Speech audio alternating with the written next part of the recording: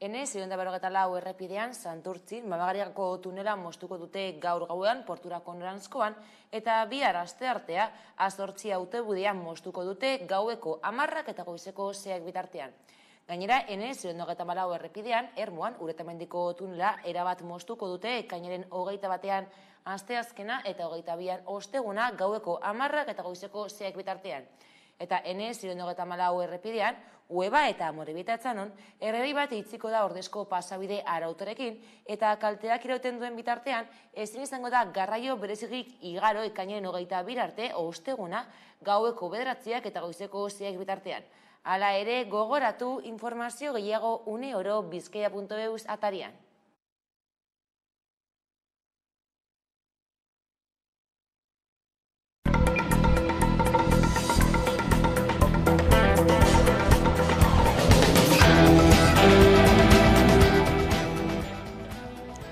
Maiatzaren 28ko udal hauteskundeek utzitako emaitzen bigarren zatia ikusi zen larunbatean Hego Euskal Herriko 528 udaletan, horiek osatu eta alkateak aukeratzeko bilkuretan. Araban, Bizkaian eta Gipuzkoan PP sartu da jokoan. Popularrek oso esangura txikia izan dute azken urteetan Hego Euskal Herriko tokiko mapan, baina joan den maiatzeko hauteskunden ondoren Peperen botoek EAJari eman diote aginte makila Durangon, Kuartangon, Bernedon eta Zigoitian eta PSri Gasteizen. 5 udalerrietan EH Bildu zen lehen indarra eta guztietan Peperen botoak beharrezkoak ziren indar subiranistak agindu ez ezan. Nafarroan berriz ez da azken orduko ezustekorik gertatu. Iragarria zegoen bezala, UPNeko Kristina Ibarrola izango da Iruñeko alkate datorren legealdian, PSnek EH Bilduri ezarritako betoaren ondorioz. Maiatzaren 28ko hauteskundeek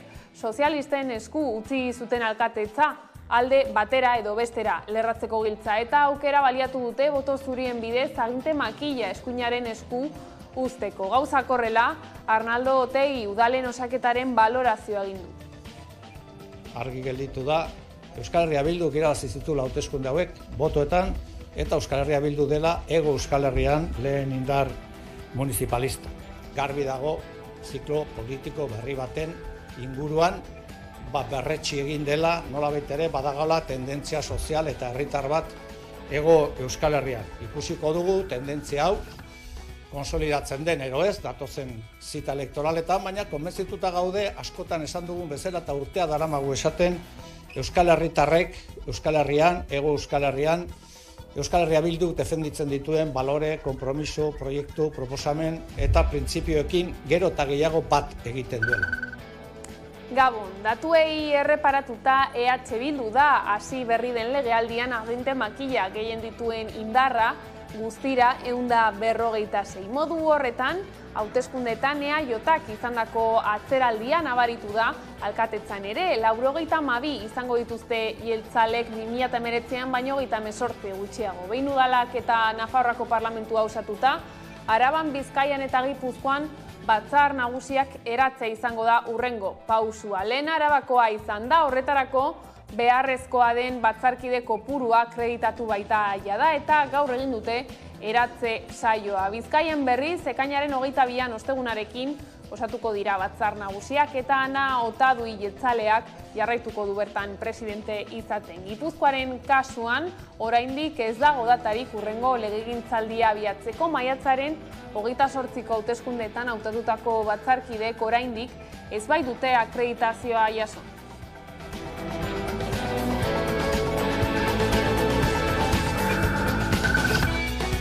Eta Bizkaian EAJak, EH Bilduk eta PSek tokian lortutako nagusitasunak eta EAJaren eta PSren arteko itunak garbi utzi dituzte gauzak zenbait udalerrietan. Bilbon, 3. altxatu du aginte makila Juan Maria Aburto jeltzaleak, PSek Portugaleteko alkatetzari eutsi dio eta EH Bildu nagusi izan da Galdakaon, Lekeition, Sopelan eta beste zenbait herritan, batzuetan Elkarrekin Podemosen edo tokian tokiko plataformen babesari esker. Udal osaketei begira, Durango izan da esangura politikorik handiena izan duen plaza. Aparte, ez ustekoak espero ziren Gernika-Lumoko udalaren osaketan eta hala gertatu da Aiaradurreta. Eratu dira Bizkaiko udalak eaiotak nagusitasuna du oraindik orain. Izan ere, aginte makila du 51 udalerritan, EH Bilduk 51etan, herri plataformek 12etan eta PSek 4etan. Jeltzaleek Bizkaiko hiriburuan agintzen jarraitzen dute, bozken gehiengoa lortu ondoren, hori bai, 2 zinegotzi galdu zituzten. Eta eaiotak galera handiak ere izan ditu EH Bilduren aurrean. Izan ere, koalizioak jeltzalei Alonsotegi, Plentzia, Lekeitio, Sopela eta Bermeo kendu baitiete. Eta azken horretan orain argitu beharra dago nork hartuko duen aginte makila.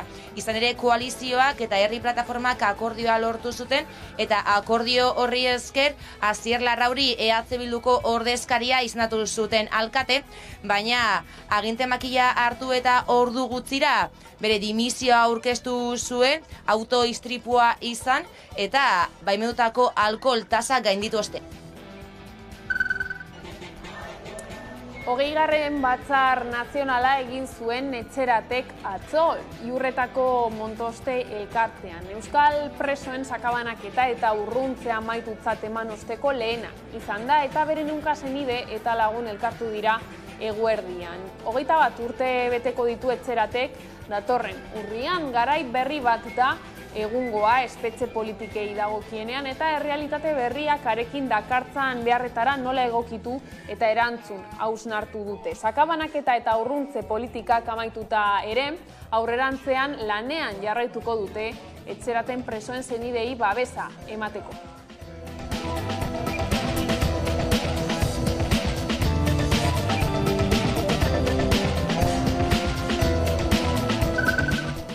Eta lan arlora salto, LAF osalanen parte hartzen hasiko dela, ekainaren 29-tik aurrera jakitera eman du sindikatuak, zehazki Jaurlaritzaren politikaren gabeziak agerian utzi eta langileen osasunaren aldeko neurri zehatzak aldarrikatzeko. Erabakiaren berri emateko goizean sindikatu abertzaleak agerraldia egin du. Aiara Durreta. Osalanen parte hartzen hasiko da LAF sindikatua ekainaren 29tik aurrera. Eta erabaki horren berri emateko gaurkoan prentzaurrekoa egin du LABek Bilbon duen egoitzan. Izan ere, Eusko Jaurlaritzaren politikaren gabeziak agerian utzi eta langileen osasunen aldeko neurri zehatzak aldarrikatzeko hartu du erabaki hori sindikatuak. Osalanen parte hartzearen erabakia biltzar nagusietan hartutako 2 helburu nagusiei jarraitzen die, batetik kontrabotere ikuspegi batetik langileak antolatuta eta kapitalari eremu guztiak lehiatzea, eta bestetik langileen osasunaren aldeko borroka indartzea. Momentua da, lan osasunaren defentsan eta bereziki prebentzio neurriak hartzearen aldeko presio dinamika aktibatu beharra dago, aktibatzen hasi gara, eta presio dinamika horrek integrala izan behar du, alde batetik lantokietan, kalean ere bai, eta baita ere esparru instituzionalean. Baita ere osalanen eta Nafarroko osasun publikoaren eta lan osasunaren institutuan ere, presio hori areagotu beharra dago, exigitzeko langileon bizitzak babestuko dituzten neurriak har daitezen eta langileok gure bizitzak eta gure osasuna lantokian utz ez dezagun. Ipar Euskal Herrian hainbat jabe konpentsazio araua urratzen ari direla salatu du Aldak. Biarritzen turismorako alokairura bideratutako etxebizitza batean sartu dira okupazio mugagabea abiatuz. Jabe batek epe laburreko alokatzea nahi barin badu urte osoan, apartamendu batekin adibidez, horren egiteko baimena aukaiteko, bestalde, herri berdinean, errimu berdina duen etxebizitza bat sortu behar du, etxebizitza izaiteko transformatuz, etxebizitza ez den lokal bat, adibidez burego batzu. Eta hori, martxoaren lehena geroztik aplikatzen da alde batetik sozietate guziai, SARL eta SI guziai, hemengo kasuan bezala. Eta badakigu gaur egun 100 sozietate ari direla arau horren urratzen tentsio gunean diren herrietan. Eta hau ez dela kasu bakartu bat. Eta goitarazi nahi dugu ere, konpentsazioaren urratzea larria dela eta 50.000 euro arte den isuna irriskatzen duela jabeak. Eta Gasteizko txosnek 2023ko jaietarako abesti ofiziala aurkeztu dute. Zuk ere baduzu lekua, hemen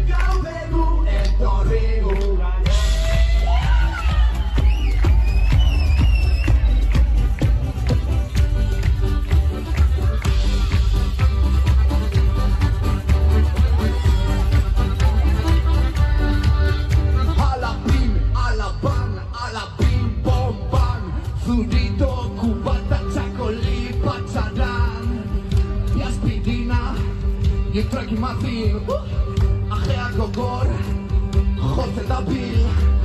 Azkena tatxera, no hay manera. Parrandak irabazi dit, erruduna beti da bera. Nintzen atera behar, baina karpan sartu zara. Ta trago batzuen ostean, liatzen hasi gara. Ai ama, zen gozoa, despentsazio hau. Betirako izortu dugu herri berri bat, bidean izan.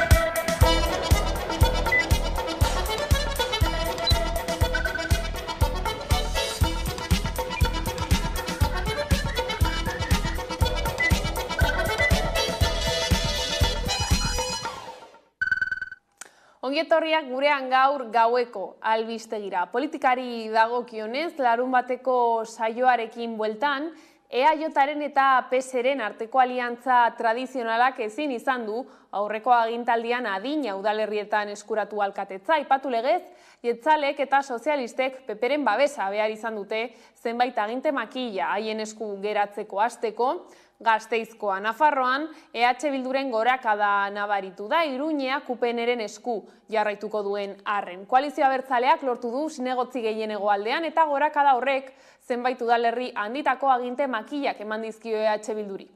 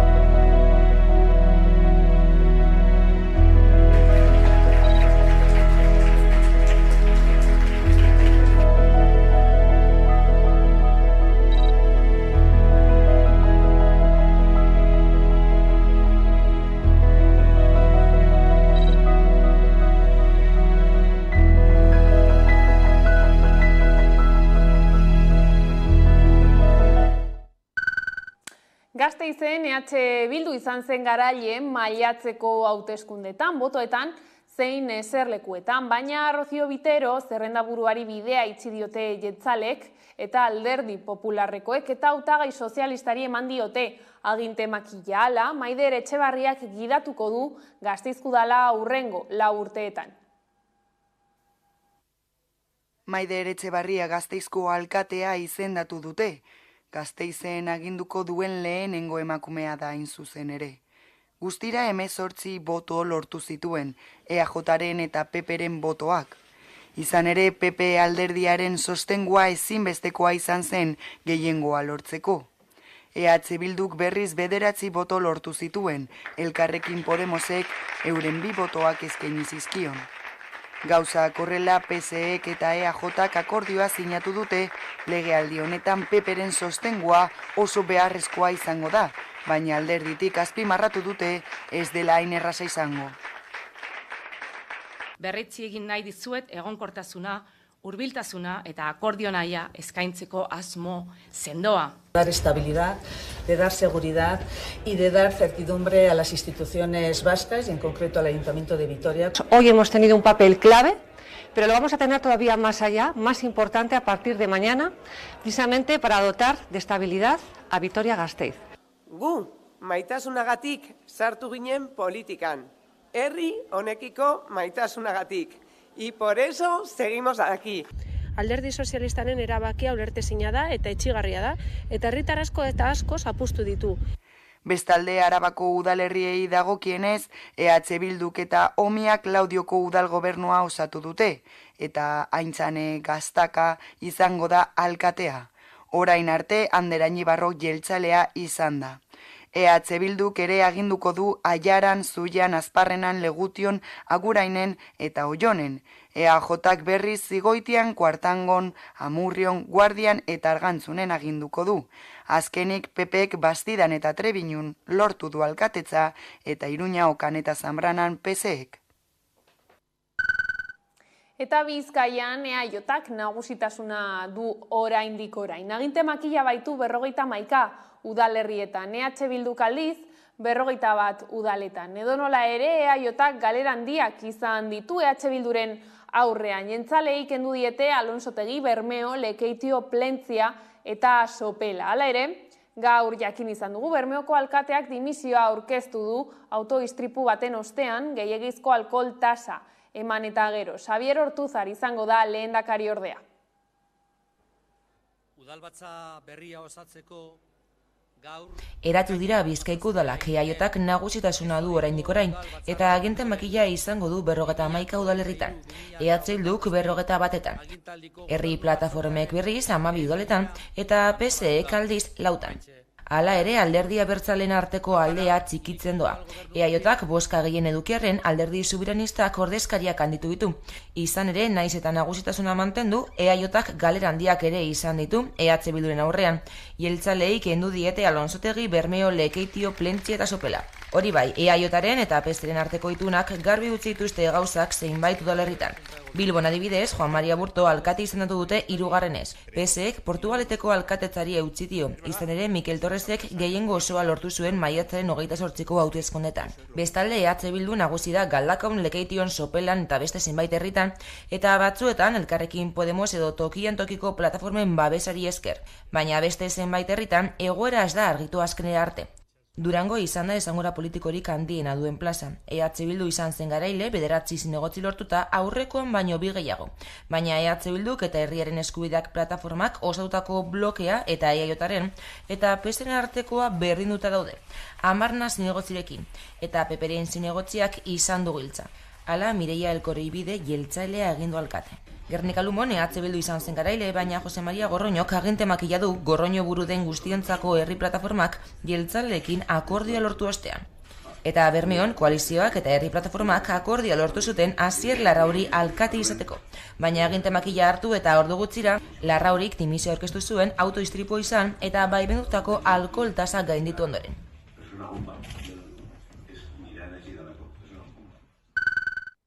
Aldaketa ugari egongo dira Gipuzkoako udal gobernuen mapan EH Bilduren gorakadaren ondorioz. Dena den, egindako itun orokorrak bide eman die EAJari eta PSeri zenbait udalerrietako agintea eskuratzeko, kasurako Donostiako Aeneko Goiak berriro hartu du aginte makila. Aginte makilen lekuko hartuta ekin diote agintaldi berriari. 4 urte aurretik erronka askorekin. Gipuzkoari dagokionez aldaketa asko egon dire estreinatu berri dituzten udal gobernuetan. EH Bilduk gorakada nabarmena izan zuen hauteskundeetan eta horri jarraiki iritsi dira negoziaketa prozesuak. Jeltzaleek eta sozialistek aginta eskuratzeko orain arteko akordioari eutsi diote zenbait kasutan, Donostia dugu adibide. Eneko Goia izango da beste 4 urtez alkate, 2015etik egiten ari diren jardunari segida emanez. Zarautz, Beasain eta Elgoibar bezalako udalerri garrantzitsuetan ere agintea mantenduko dute jeltzaleek. Hondarribian ostera Abotxanitz plataformarentzako da aginte makila. Azken hamarkadan EAJ egon da agintean, baina tradizio hori hautsi eta EH Bilduren babesarekin Abotxanitzek aurre hartu die jeltzaleei. Deban berriz bestelako gertatu da. Subiranistena zen udal gobernua EAJarena da orain Deba Elkarrekin Podemosera lotutako plataformaren babesarekin. Erabaki hori dela eta Elkarrekin Podemosek hautsi egin du plataforma horrekin zuen harremana. Esanguratsua izan da Debako kasua, Elkarrekin Podemosek EH Bilduren alde egin baitu lurraldeko herri askotan. Esate baterako Arrasaten, Errenterian, Ordizian, Andoainen eta Pasaian. Era berean Tolosan aginte makila koalizio abertzaleak lortu du, hauteskundeetan EAJari gaiendu ostean. Azpeitian ere agintari hautsiko dio. Sozialistei dagokienez esan bezala Andoainen eta Pasaian udal gobernua galdu dute tradizioa hautsiz, baina PSek Iruni, Eibarri, Lasarte Horiari eta Zumarragari ere utziko die, EAJaren babesari esker.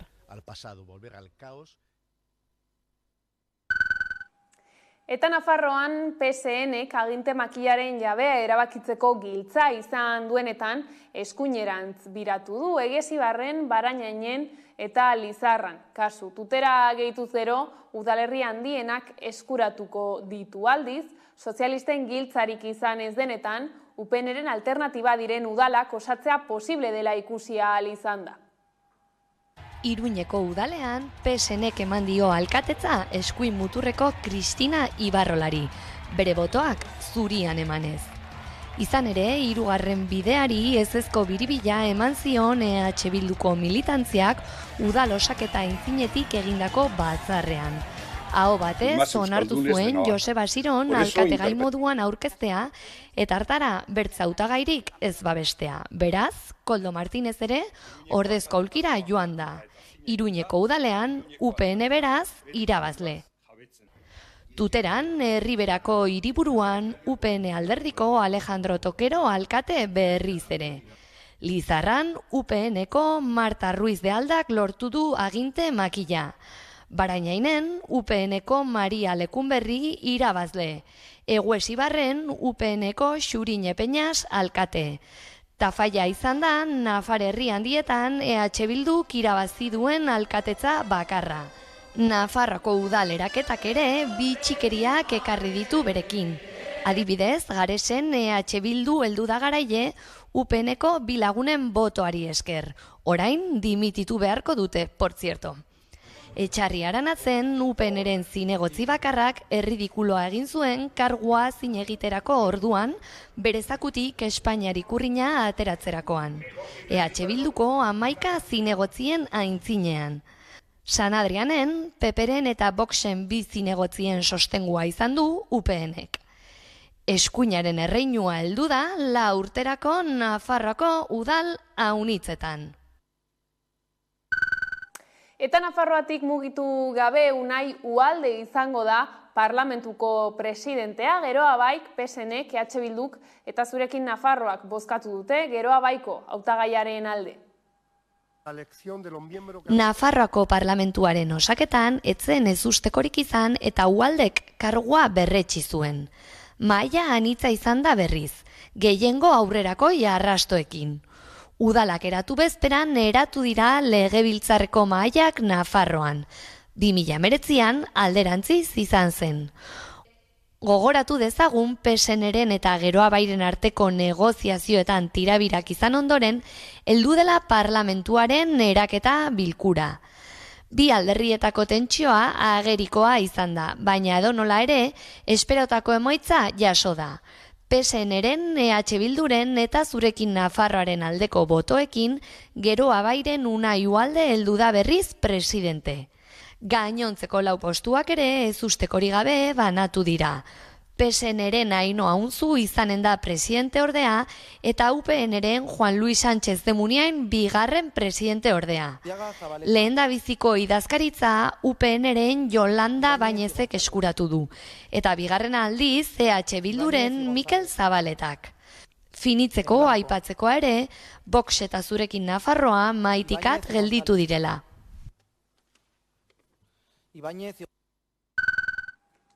EH Bilduren alde bozkatu zuten UPN-ren bi zinegotzik dimisioa aurkeztu dute Garesen. EH Bilduk gehiengo absolutuarekin lortu zuen Garesko alkatetzala ere, UPN-eko 3 zinegotzik EH Bilduren aldeko botoa eman zuten. Horren ondorioz, Yolanda Tejero eta Carmen Soto zinegotziek dimisioa eman dute.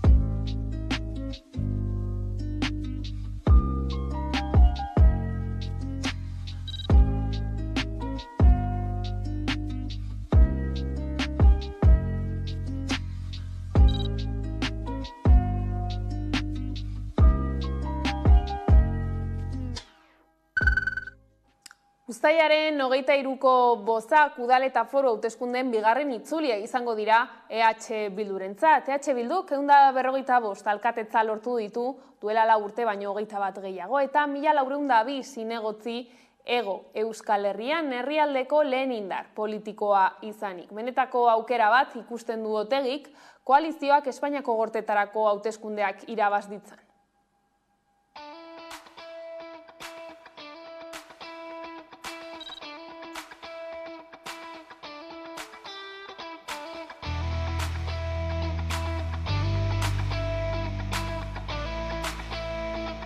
Municipalen eta foralen bigarren itzulia egiten dugu, eta hori ikusiko dugu ea posible den berriz ere aldaketa zikloaren bigarren urratsa egitea. Eta horrek gure ustez eskatuko luke berriz ere emaitza elektoraletan hori agerian ustea. Posible da. Uste dugu oso posible dela. Eta beraz, berriro ere, bigarren aldiz, hilabete batzuetan, irabazi nahi ditugun hauteskunde batzuen aurrean gaude.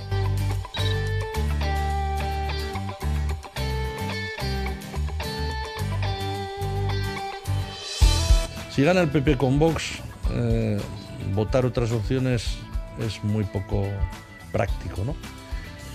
Y si gana Sánchez va a tener que contar con nosotros. Así que el voto útil yo creo que para un vasco, una vasca, para un vizcaíno y una vizcaína, el voto más útil que hay es el del PNV, ¿no? Orain, PPrekin eta Voxekin akordioak egin dituzten hoie, eta ez da bakarrik Euskal Herri Jeltzalea. Euskal Herri Jeltzalea, PSE eta PSN esango digute eskuin muturra gelditu behar dela. Zer argudiategi politikoarekin? Zer argudiategi politikoarekin? Hau da, baliagarriak dira EH Bildu desplazatzeko instituzioetatik, eta horren oso gaiztoak izango dira 15 egun barru. Eta lan arloarekin jarraiki, Gasteizko Michelinek lan hitzarmen berria izango du datozen 4 urteetarako. Hango, langileek zuzendaritzaren proposamenaren aurka bozkatu duten arren. Multinazionalak Espainian dituen plantetan izandako emaitzek baldintzatu dute bozketa. Michelinek beste planta bat du Euskal Herrian, Lasarte Horiakoa, eta horko langileak negoziazio eta erreferendum horretatik kanpo geratu dira batzorde propioa dutelako. Han ere, negoziatzen ari dira hitzarmen berria eta protestak hasi dituzte. Langileen 189 parte hartu zuen erreferendumean. Gasteizko lantegiak ez zuen babestu enpresak egindako azken proposamena. Lan hitzarmenaren aurkako 2006 boto jaso ziren eta 1093 aldeko boto. Hala ere, gainerako lantegietan emaitza bestelakoa izan zen. Almeria, Valladolid eta Aranda de Duero udalerrietako lantegiek proposamena babestu zuten. Hau da, erreferenduma estatuko lantegietarako batera zenbatu zen. Gauzak horrela hitzarmen proposamenaren aldeko baiezko boto aldeztuarekin gailendu da. Beraz, konpainiak baieztatu duenez Michelineko zuzendaritzak eta sindikatuek multinazionalaren 2023-2026 hitzarmena sinatu dute Almeria, Aranda de Duero, Valladolid eta Gasteizko lantegietarako. Enpresako zuzendaritzak adierazi du ekitaldi honekin amaitutzat ematen dela 2023-2026 aldirako hitzarmen kolektiboaren negoziazio prozesua. Eta Bilboko alde zaharrean saltzaile ibiltari gazte batzuei materiala errekisatu izanak, herritar askoren elkartasun erreakzioa eragin du eta udaltzaingoaren jardunaren lekuko izan dira. Astelehen honetan, arratsaldeko 6:30 manteroen aldeko elkarretaratzea deitu dute.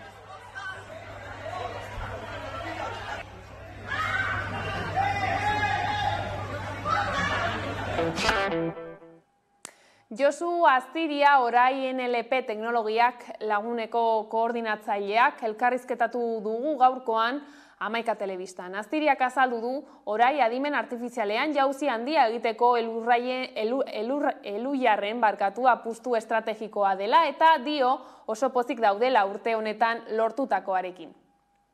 Adimen artifizialaz asko hitz egiten da, ezta?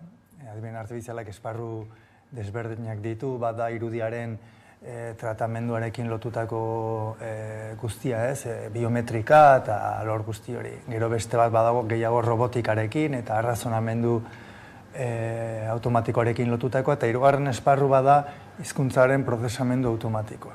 Orain arte gutxiago hitz egiten zen, baina gaur egun adimen artifizialeko esparrurik garrantzitsuena dela esango genuke, eta bere helburua da hizkuntza ulertu, makinek hizkuntza ulertu eta sortzea. Adimen artifiziala baldin bada, gizakiok ditugun gaitasun kognitiboiek simulatzeko, emulatzeko disiplina teknologikoa, gure gaitasun kognitibo garrantzitsuena zein da hizkuntzaren ulermena eta sorkuntza. Horregatik esaten da hizkuntzaren prozesamendu automatikoa adimen artifizialaren muinean dagoela, eta hori egiten du oraik hizkuntzaren prozesamendu automatikoan, ikerketa eta garapena eta soluzio teknologikoak eskaini enpresa eta erakundei. Urte bete martxan jarri genuen orai NLP teknologiak, Eluiar Fundazioaren apustu estrategiko bat izan zen, adimen artifizialaren esparruan jauzi handi bat egiteko, eta 3 helburu genitun, agente teknologiko garrantzitsua bilakatzea hizkuntzaren prozesamendu automatikoan, adimen artifizialaren esparru garrantzitsu horretan, teknologia hori gero merkatura modu azkarragoan eramatea, eta gainera eraikitzen edo fabrikatzen genuen teknologia modu sozial baten, ikuspegi etikoekin garatzea, eta lehenengo urte honetan esan dezakegu helburu horiek edo behintzat hasieran jarri genituenak bete ditugula, eta ospatzeko moduan gaude bai. Etorkizunera begira, Aztiriak azpimarratu du erronka dela baliabide gutxiagorekin eta konputazio ahalmen gutxiagorekin etikoki kalitate handiko teknologia garatzea. Bide horretan, garrantzitsutzat jo du administrazioaren rola eta azpimarratu du euskararen eszenatokiak balio lezakela euskararentzat, baina baita hizkuntza txikiagorentzat ere. Gu adi gaude, baina ia da 3. olatu hau nola GPT-rena eta GPT-ren atzen duen hizkuntza eredu neuronalena oso olatu handia dela.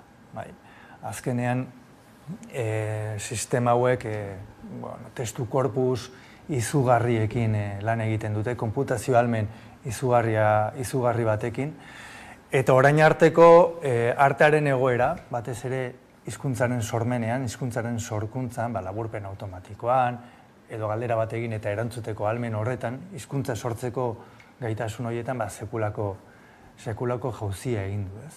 Orain arte, itzulpen automatikoan edo ulermenean, orain arteko sistemekin eta arkitekturekin emaitza oso onak zeuden, baina hizkuntzaren sorkuntzan ez hainbeste, eta sistema hauek hori eraldatu dute. Orduan zein da gure erronka? Gure erronka izan behar du baliabide gutxiagorekin eta konputazio ahalmen gutxiagorekin eta gainera ikuspegi etiko bat txertatuz, nola lortzen dugun kalitate handiko teknologia garatzea. Eta zabatzuk behintzat gure teknologiak hobe egin ditzan GPT-aren ahalmenak baino. Hori da momentu honetan daukagun erronka handienetako bat esango nuke. Adierazi du beren erronka dela hizkuntza eredu neuronalaren munduan ongi kokatzea eta beren ezagutza propioa garatzea. Horretarako, hainbat proiektu dituzte eskuartean, alde batetik, proiektu ikerketa handi bat lideratzen ari dira Teknalia zentroarekin, konputazio ahalmen txikiagoarekin eta entrenamendu datu gutxiagorekin ere. Gaur egun hizkuntza bat ez badago ingurune digitalean eta ahalmen artifizialean galduta dago. Momentu honetan ez da bakarrik teknologiaren esparrua, beste alorretan ere osasuntsu egon behar du, baina gaur egun badakigu teknologiaren esparruan eta adimen artifizialean ez bazaude zure hizkuntzaren etorkizunak ez daukala etorkizunik. Hori alde batetik, orduan hor esfortzu handi bat egin behar da, baina guk beti aldarrikatzen dugu baita ere adimen artifizialak euskararen garapenean izan ditzaken potentzialitateen inguruan.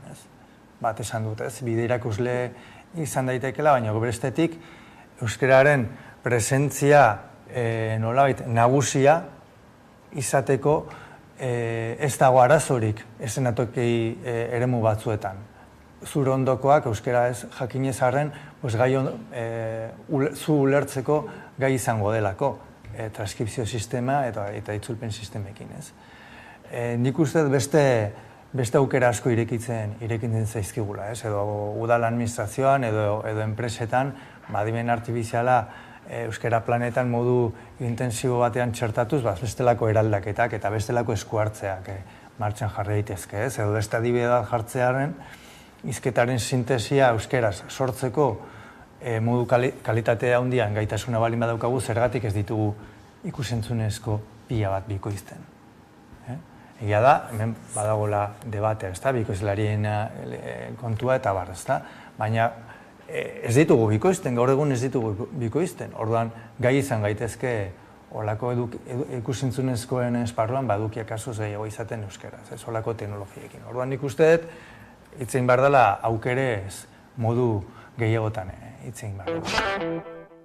Eta Abiadurandiko trenari helduko diogu orain, izan ere Lakuntzatik Ezkiora joan daitekeen korridorea egiteko zundaketa lanekin hasita daude dagoeneko. Nafarro aldetik Aralarren zundaketa geologikoak egitean maiatzean hasi ziren eta ekaina hasieran Goierrin hasi ziren Ataungo lurretan hain zuzen ere. Bigarren aukera bat ere bada mahai gainean, Iruñetik Gasteizera joango litzatekeena, eta Arkaitz Losarko sakanako trenaren aldeko plataformako kideak esan digu, zati horretan ere zundaketa lanak egin nahiean dabiltzatela. Espainiako gobernuak bi aukera ditu Nafarroko HT eta Euskal Herrikoa lotzerako orduan. Altsasu Gasteiz aukerak azpiegitura bikoiztea eskatzen du. Ibilbide luzeagoa izango litzateke eta zentzu horretan eragin zabalagoa izango luke sakana bitan zatituz. Ezkioko aukerari dagokionez alternatiba honek bere gaindakar askoz laburragoa dela, baina bi aukeren artean garestiena da. Aurrekontua 2.000 milioi eurokoa litzateke. Gainera zailtasun tekniko handiagoak ditu AHT-ak Aralarko mendigunari aurre egin beharko bailioke. Plana 21 kilometroko tunerekin zulatza da, gutxi gora bera Lakuntzatik Ezkio itsasoko geltokiarekin lotu arte. Bada Nafarro aldetik Aralarren zundaketa geologikoak egiten maiatzan hasi ziren, eta ekain hasieran Goierrin hasi ziren, Ataungo lurretan.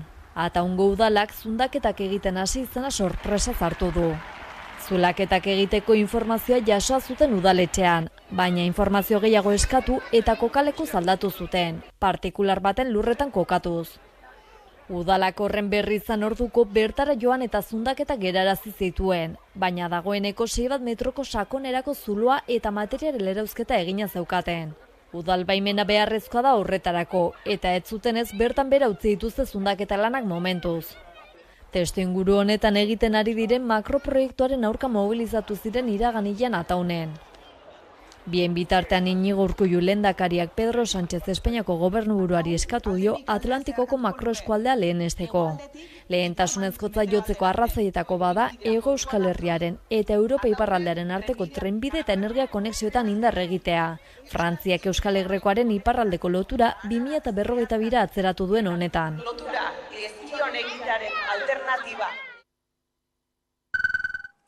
Jaurlaritzak eskatutako txosten geologiko batek agerian utzi du zein egoera kaskarrean dagoen Zaldibarko zabortegiaren orubea. Geologia eta teknologia larrea SM enpresak egin du txosten hori eta udaberrian ohartarazi du zabortegia ez dagoela batere egonkor. Zaldibarko zabortegiaren jabea zen Berter Recycling enpresako arduradunak Durangoko epaitegian deklaratzekoak ziren iragan ostegunean, ingurumenaren kontrako delituak aztertzen dituen auzian. Baina bertan behera gelditu dira deklarazioak hirugarrenez, momentuz ez dakigu zer dela eta. 2020an gertatutako luiziak bi auzi ireki zituen. Bata ordea 2021ean itxi zen, fiskaltzak eta auzipetuek sinatutako akordioarekin. Bigarren auzia ingurumenaren aurkako delitoagatik irekitakoa berriz Durangoko auzitegiaren eskutan dago. Auzibide honek Jaurlaritzako zenbait teknikariren ardurak ikertuko ditu, Berter Recyclingeko jabeen ardurez gain. Testu inguru honetan Jaurlaritzaren eskutik Sprilurrek eskatuta zabortegiren lurzoruaren egoera aztertu zuten, eta hark ondorioztatu du lurraren egoera geologiko konplexuak arazoak dakartzala lurzoruen egonkortasunari dagokionez. Horren aurrean Mikel Otero EH Bilduren legebiltzarkideak azpimarratu du premiaz inork bere gain hartzen ez duen esku hartza behar duela zabortegiak.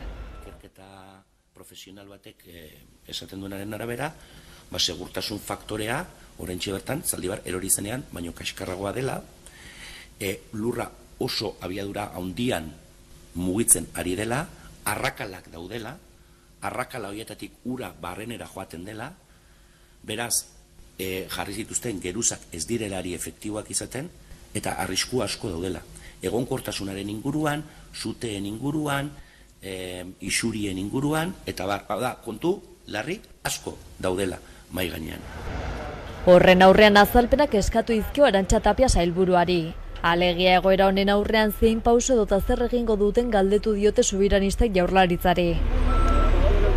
Bien bitartean Tapiak Euskadi Irratiari esan dio Zaldibarko zabortegiaren lurrak egonkortasun maila baxuenan daudela, baina egonkor. Gaur-gaurkoz dauden parametroekin eta azterketaren arabera egonkor dago. Maila bajuenean eta guk utzi genuena baino kerro, bai, baino egonkor. Gaineratu du Jaurlaritzak hasierako mantenu lanak egin zituela, baina hortik aurrera Berta Recycling enpresaren administratzaile konkurtsalari zegokiola horiekin jarraitzea, eta ez dituela egin. 3 errekiremendu egin dizkiela eta jarraipen zehatza egin diotela gaiari. Eta horren inguruan hitz egiteko Gaizka Zabarte daukagu pantailaren bestaldean. Kaixo Gaizka? Arratsaldeon. Bueno, azken finean Zaldibarri buruz hitz egingo dugu oraingoan, izan ere txosten baten berri izan genuen pasaden astean, eta pasaden astean ere Arantxa Tapia sailburuak esan zuen Zaldibarko zabortegiaren lurrak egonkor daudela. Zein da argazkia? Argazkia, txostenak ematen digun argazkia oso txarra da, oso txarra. Eta kezkatzekoa. Zeren aipatzen ditu arrisku zerrenda bat ikaragarria. Egonkortasunari dagokionez, arriskurik maila altuenean dago, baita ere gazen izurketari dagokiona, edo suteak sortzeko arriskua. Orduan Tapiak esan zuen hori, baina horrek gogora ekartzen digu amildu eta berehala nola behin eta berriro esaten ziguten aire kalitatea ona zela eta gero ikusi genuen ikusitakoa. Txostena oso argia da, oso argia eta benetan kezkatzeko modukoa. Txostenak dioena da, egonkortasunari dagokionez, mugitzen ari da, beharrokena baino askoz gehiago, bere egonkortasun maila amildu zen unean baino txarragoa dela. Eta, horrekin nik uste dut dana esan da dagoela. Pasaden ostegunean ere Berte Recycling enpresa Durangoko epaitegietan deklaratu behar zuen, baina bertan behera geratu zen saioa eta ez da lehenengo aldia hori gertatzen dela. Zein puntutan dago afera hori? Bai, azkenengo atzerapenari dagokionez, esan behar da, atzerapen hori fiskaltzak eskatu zuela, gure abokatuekin aurretik hitz egin da eta ados. Atzerapenak eta deklarazio hartzen arira, deigarriena da oraindik Eusko Jaurlaritzako inor ez dela pasatu, da hori errepikatzen dugu behin eta berriro.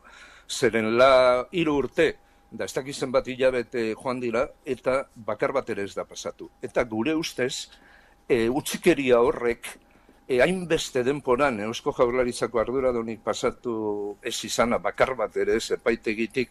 Azken batean egiten duena da bere ardura lausotu, ez da? Hori nolabait ez dakit, hori ikusita, ausentzia hori ikusita, subkonstientean instalatu daitekena da, hain larria ez da izango hauen ardura, ze beste guztiak ari dira desfilatzen hortik.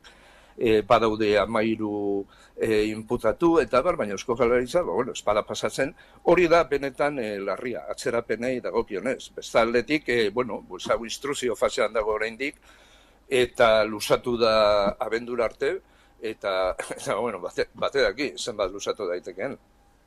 Ostiralean ere legebiltzarrean jorratu zen gaia, ez da? Eta Mikel Oterok Tapia Andreari erantzukizuna eskatu zion. Ez dakit zuek ze egingo duzuen hemendik aurrera? Zeintzuk izango dira emango dituzuen hurrengo pausuak? Bueno, Zaldibar Argitu lehenengo unetik izan da herri plataforma bat, herritarren artean informazioa zabaldu eta mobilizazioa deitu duena langileak, osasuna eta erantzukizuna lelopean. Beraz guk hildo horretatik jarraitu dugu. Orain txosten honek argitara eman duena egonkortasunari eta benetako arriskui buruz egia esan, hain utzi gaitu ez dakit harrituta den hitza edo ikaratuta, denbora bat hartu dugu honetaz guztiaz hausnartzeko eta aldenik eta ondoen ezagutzeko gu ez gara adituak benetan egoera hori. Izan ere gaur bertan daukagu bilera bat ekologista martxan eta kartako beste eragile batzuekin hau guztia aztertzeko. Aurreratu daitekena konkrezio hori gabe da, lehen esan dudan hildotik, Zaldibar Argituk egingo duena da, orain arte bezala, herritarrei egoeraren informazioa zabaldu, eta hala badagokio mobilizazioak deitu. Eta erakundei, zer eskatzen diozu hemendik aurrera? Erakundei lehenengo unetik eskatu dieguna. Erantzukizuna ardezatela. Lotxagarria da, eta lotxagarria da, 3 urte eta ia erdian, denbora guztian lotxagarria dela, esaten ibiltzea etengabe, baina eska horretara derrigortzen gaituzte. Ikustea baino ez dago, ze jokabide daukaten erakundeek eta ze ardura faltar eta ze hurbiltasun gutxi herritarrekiko, egin duena izan denean esprilurrek zehazki, Eusko Jaurlaritzak azken batean, txosten bat eskatu, hortik etorri dago guztia gero, txosten bat eskatu ikusteko, ia zabortegiaren gainean industrialde bat, poligono bat egin zitekean. Horrek ere ematen du, ez dakit, jende honen maila, ez da, eta orduan, egia esan, beldurgarriak dira, ze guk etengabe ikusten duguna da, ez dutela hartu inolako erantzukizunik gertatutakoaz, eta aurrera begira jokatzen dutela inolako ardurari gabe. Guk eskatzen duguna da, hor ardurak daude, hau guztia ez da enpresarien ardura bakarrik, hori zalantza guztietatik kanpo dago, haien ardura, baina haien zeregina ikuskatu behar zuten agintarien ardura ere hor dago. Eta horretan jarraituko dugu azkeneraino.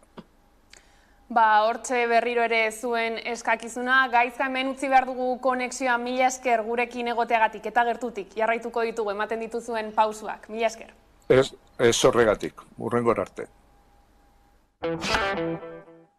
Eta gai zaldatuta, Inigo Urkullu lehendakaria, Arantza Tapia ekonomiaren garapen jasangarritasun eta ingurumeneko sailburuarekin batera, Basque Bolt Innovation Center zentro berriaren inaugurazioan izan dira. Zentro horretan, laborategi berriak jarri dira martxan eta bertan, belaunaldi berriko bateria gelaskak garatzen jarraituko da, 100% Europako teknologiarekin. Lehendakariak gure industria sektorearen dinamismoaren, berrikuntzaren eta lankidetzaren adibidetzat jo du proiektua.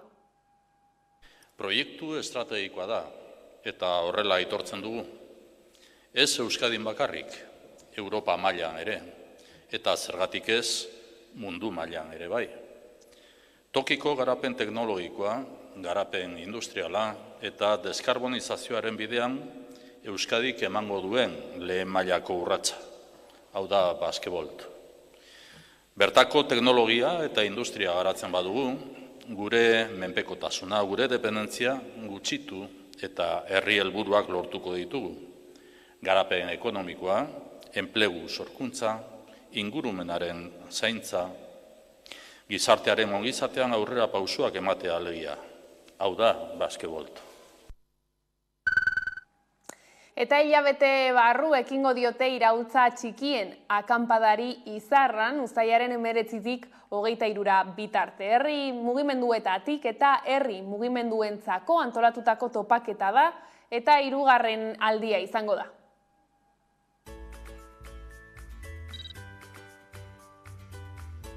Landa eremuari eta herriko txikitasunari garrantzia eman nahi diogu. Hiritik egitaragoak deszentralizatu eta beste era batean enfokatzeko aukera emanez. Iraultza txikien akanpadaren helburua Euskal Herrian ditugun herri mugimenduen eta borroken arteko saretze bat egitea da. Eta baita gure artean ezagutzera ematea eta elkar indartzea ere. Itako 3. edizio hau ere Euskal Herriko borroken eta herri mugimenduaren isla izango da. Horren bestez, helduleku berriengana jo nahi den honetan, Itako espazioa eztabaidarako baliatu nahi da. Era berean, ahotsan hitzen presentzia bermatzen saiatzea izan da gure helburuetako bat. Hitzaldiak, tailerrak, kontzertuak, jolasak, bazkalosteko tarte goxoak, auzolanak, konplizitateak eta beste hainbat izango dira akanpada honetako txinpartak. Eta feminismoaren, ekologismoaren, elikadura burujabetzaren eta antikapitalismoaren haize iraultzaileekin ausputuko ditugu besteak beste. Arantzadik 100 metro karratuko zona bat induzkatuko du Irulegiko aztarnategian. Arantzadi zientzia elkarteak Irulegiko eskuaren aurkikuntzaren berri eman zuenean, argi utzi zuen inguru horretan lanean jarraituko zutela.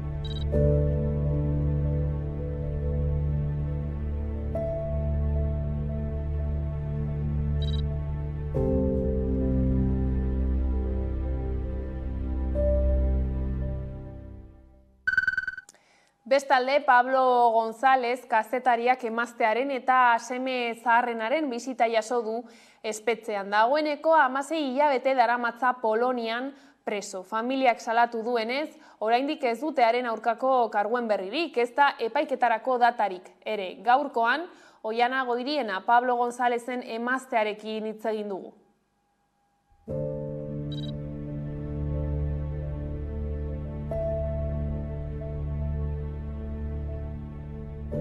Animoz nahiko baju topa dut. Berak ez dugu lertzen zeitzen dugu nondino 16 hilabete nostinan, zaitzik ez dugu nintzen aurrera beran kasuek, entzuten dugu ganera zelan amengo kanpo harremanetarako ministroek esaten duen beran aurkako kargueko zela arrezi dizen, da berak ez dutuz ezautzen, berak ez dakizentu dizen, abogau epez, eta ikusten dugu beran burue babesgabe. Orduan animo aldetik apurba baju topa dut. Nez eta egun horretan posik egon zemia ikusitzea, ama ikusitzea, inbeste denbora nostien, ni bai ikusi naben zelan, ja isolamenduek eta kaltea itzen zuen. Eta kiroletan larun batean Alavés taldea lehenengo mailara igo zen. Partida luzea izan zen oso eta gaur harrera egin diete hiriburuan jokalariei. Andra Maria Zuriaren plaza beteta dago eta bertan da Nerea Garzia lankidea.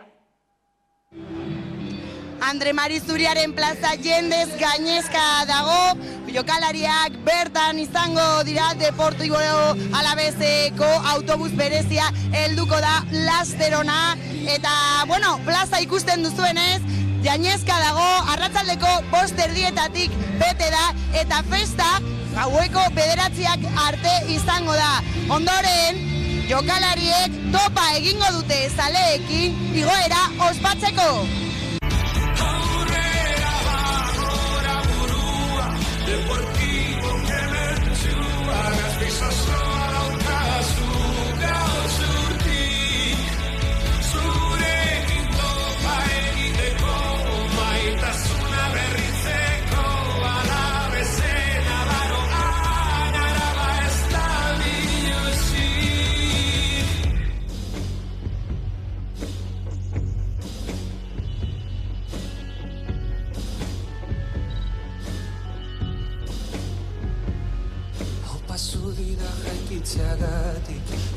Entrenadore bihurtuz, txorian ez nokat zapaldutik, munduko mugak apurutu.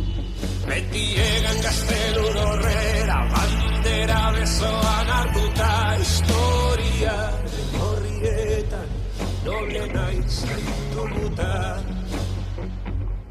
Betor beste urteko arrotasun garbia, alde eginak astu barik bizturik beren argia, eta itzea ipaparra eta marka gailua domatu, alabez ontzia. Ekitaldi ugari antolatu dituzte Euskal Herriko hainbat txokotan Frantziako turraren atarian. Bingen Zupiria Kastelen honetan aurkeztu ditu Frantziako turraren atarian Euskal Herrian antolatu diren jarduerak. Taldeen aurkezpen ofiziala ekainaren 29an egingo da Abandoibarra etorbidean Euskalduna Jauregiaren eta Guggenheim Bilbao Museoaren artean.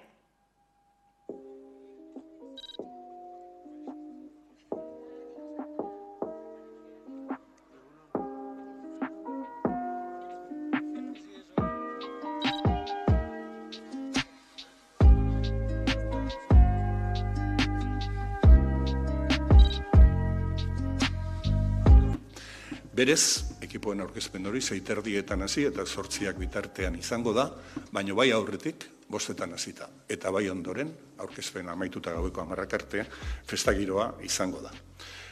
Tartean, parte hartuko duten taldeen artean, aipatu nahi ditut, Hortz Muga, Demot Quartet, Oreka TX, Kukai edota Ento el Sarmiento. Hoiek zuzeneko emanaldiak egingo dituzte.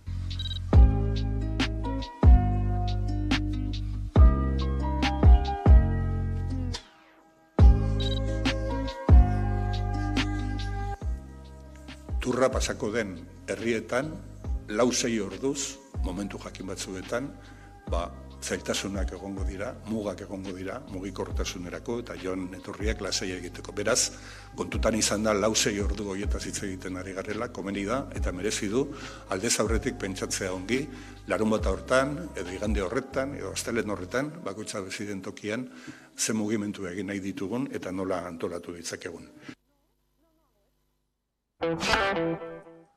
Eta horrela iritsi gara albistegiaren bukaerara. Gaurkoan, Eireren amaitu baino lehen abestiarekin agurtuko zaituztegu, gustatuko zaizuelakoan besterik ez, gure aldetik. Horiek izan dira gaueko albistegiak gurean gaur utzi dituenak. Gogoratu guztiak eta gehiago nahi duzuen aldiro, 11.eu satarian dituzuela eskuragarri, ongi izan eta bihar arte. Esklabua, ordu txikitan, kateta mamuak, harima baten, gorputzean, aztu zaizu zure azentzea.